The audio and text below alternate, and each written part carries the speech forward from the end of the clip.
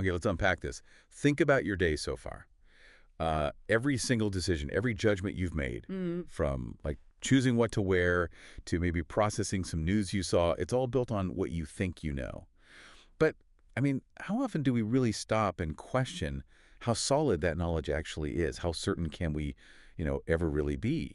It's a huge question, isn't it? It goes right to the core of how we understand things and, frankly, how vulnerable we might be. The sources you've pulled together for today, they really push us, I think, to face this idea that, well, the ground under our certainty is often way less stable, much more limited than we like to think. Yeah. They really force a look at the fundamental limits, the structural ones, for how we perceive reality, Yeah. and even how AI does. Exactly. So we're diving into something, maybe call it humble epistemology. This idea that sometimes, even when we try our best, getting things wrong isn't just a slip up. It's kind of baked in. It's inevitable. And we've got some really sharp material here that gets right into why that happens. And what's so interesting is how these sources use these really powerful analogy, almost simple ones, to make these big ideas about knowledge limits really land. Yeah. They argue that some mistakes aren't about us messing up personally, but about the very sort of architecture of how we gather information in the first place. Right.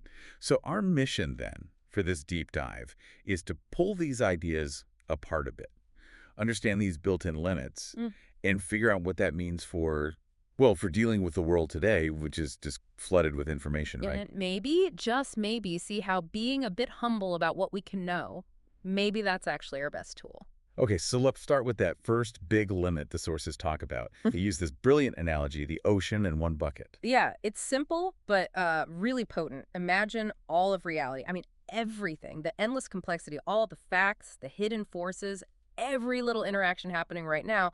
Imagine that as just this huge, boundless ocean. Now, what any one person's mind, or honestly, even the biggest AI system out there, what it can actually perceive from that ocean, gather data on, process. It's like taking just one single bucket of water out of it. Wow. So it doesn't matter how much we scoop or how much data we think we have or how many viewpoints we try to get. Nope. We're always just working with a tiny, tiny little piece of the whole picture. We see this sliver and we think, that's it. Precisely. And the sources jump on this point, even the water in that bucket. It's not perfect. The moment we try to generalize from it, make a theory or concept, it gets simplified, filtered, maybe even twisted a bit. It just highlights this fundamental spatial limit. Our viewpoint is just inherently narrow. That really makes you rethink things, doesn't it? Every confident judgment you make, like the basis for some huge economic decision or a medical diagnosis, or even just figuring out why someone acted the way they did. Yeah. It might all come from just one bucket. Yeah. And you have no idea what crucial stuff got left behind in the ocean. Yeah. It's that blind spot, isn't it? Created just by the edges of our perception. But the sources don't stop there. They also bring up a really critical temporal limit. They use another analogy, the running car and a still photo. Ah, yes.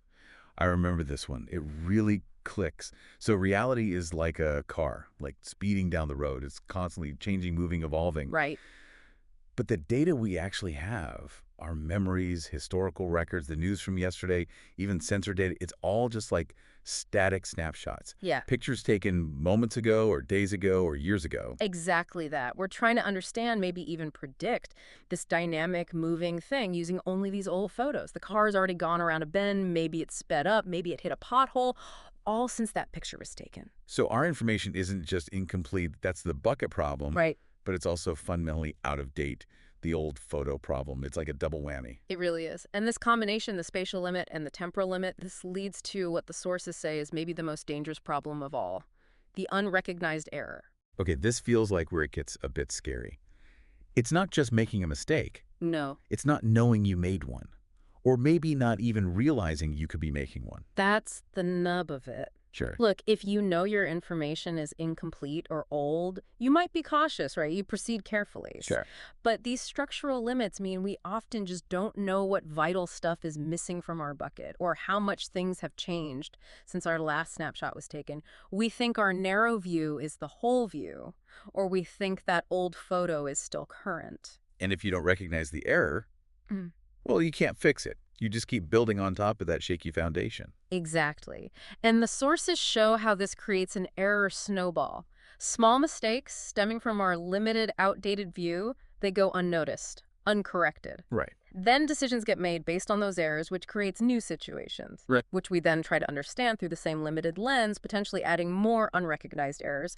And that snowball just gets bigger and bigger, picks up speed. Until suddenly it's this huge, unpredictable thing that just blindsides everyone. Like the examples the finders bring up the 2008 financial crisis, right? Or maybe parts of how the world first reacted to COVID-19. Precisely. These huge events where, looking back, it's obvious the models, the assumptions, they were clearly flawed. But almost nobody saw the fundamental error, the limits of their bucket, and the age of their photos before it all hit the fan. Yeah, you only see the edge of the bucket after the water spills everywhere. That state of not knowing what you don't know, that's maybe the most fragile place to be. Okay, so this paints a pretty stark picture for us, for human judgment. But what about AI? I mean, doesn't artificial intelligence scoop up way more data, process it incredibly fast? Surely it gets past these human limits? It's a very common hope, a logical one even, and the sources tackle it head on. But surprisingly, or maybe not so surprisingly when you dig into it, they argue AI faces really similar fundamental challenges because, well, it inherits our limitations. Inherits them. How does that work? Well, think about current AI, especially things like large language models or prediction systems. How do they learn? They learn from human-generated data. They're trained on the same limited bucket of water that we humans have collected over time. All our books, the internet, our records, our scientific observations, and all that data. It reflects our biases, our blind spots, and it is just a collection of static snapshots from the past.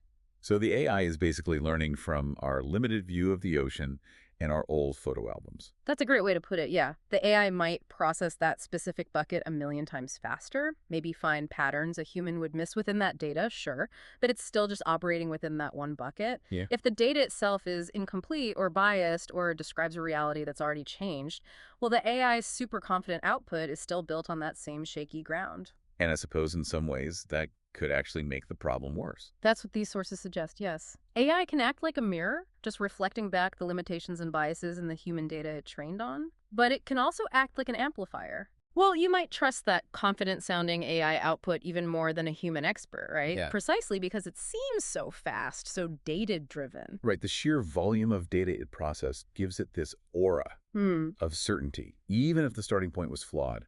And the sources also mention something about AI's opacity. Yes, that's another layer. We often can't easily see inside the AI's process. We don't know why it reached a particular conclusion or made a specific judgment. Was it based on a limitation in the training data? Did it make some kind of internal wrong turn in its logic? Or is it just relying on data that's simply not relevant anymore?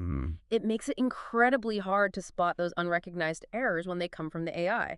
So you have this paradox where humans and AI, both working from fundamentally limited information, could end up making that error snowball even bigger together. Okay, this all seems to loop right back to that core idea these sources are pushing, this humble epistemology. Exactly. And it's important to see the sources aren't saying just throw up your hands and say, we know nothing. They frame acknowledging these limits in both us and AI as a kind of active wisdom. Okay, active wisdom. What does that mean in practice? It means consciously recognizing that our knowledge, our models, our judgments, they're always provisional. They're potentially flawed. They're built on incomplete historical data. Always. So it's more about choosing maybe curiosity over just being absolutely certain all the time. Yes. That's a great way to put it. Instead of assuming we've seen the whole ocean or that we have a live video of that speeding car, we cultivate this cautious questioning attitude. So less about having rigid conclusions. And more about open exploration. Less about being stubborn when new information comes along. And more about being flexible. Okay, that feels, well, it feels like the most realistic way to operate, doesn't it? In a world that's constantly changing and just bombarding us with stuff, you simply can't know it all or be totally up to the minute. It's not about the volume of knowing everything. It's about understanding the nature of what you can know.